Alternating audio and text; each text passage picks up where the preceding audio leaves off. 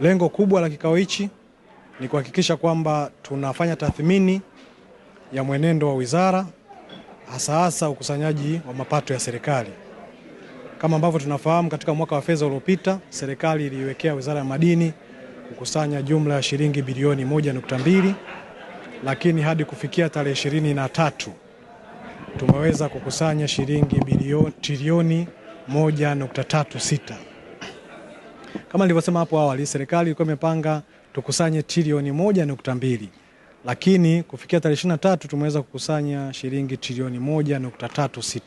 Hii ni zaidi ya 113% ya lengo ambalo serikali imeweka. Hiki sio kitu kidogo, ni kitu kikubwa.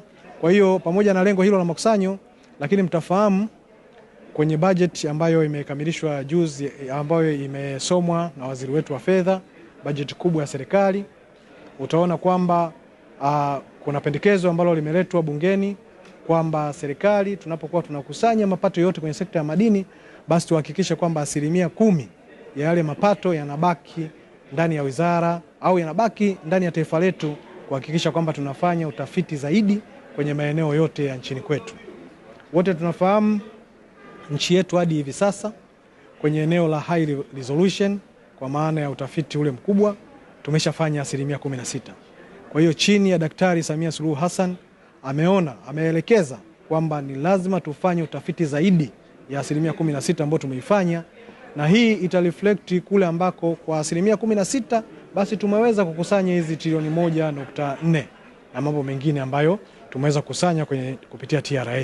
Sisi tunaamini kwamba nchi itakapofanyiwa utafiti zaidi na kufika 100%, basi mapato yatokanayo na sekta ya madini yanaweza kuwa maradufu na yakaweza kusaidia bajeti yetu. Kwa mfano kama bajeti ambayo tunaenda kuanza nayo mwaka wa fedha unaokuja ni almost takriban trilioni 62.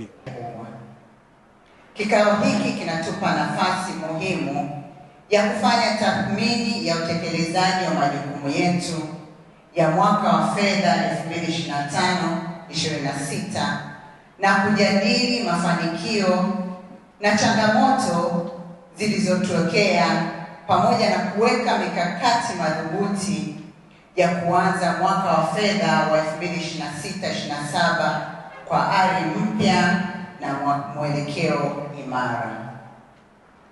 Ndugu mgeni rasmi, napenda kukuhakikishia kuwa Tume ya Madini imeendelea kutekeleza kwa wakati maagizo, maelekezo na miongozo yote inayotolewa na Wizara ya Madini. Sote tunajua kwamba kazi ya WRMO ni kazi moja ngumu sana. Sio tu kazi ya kukusanya maduhuli, lakini ni kazi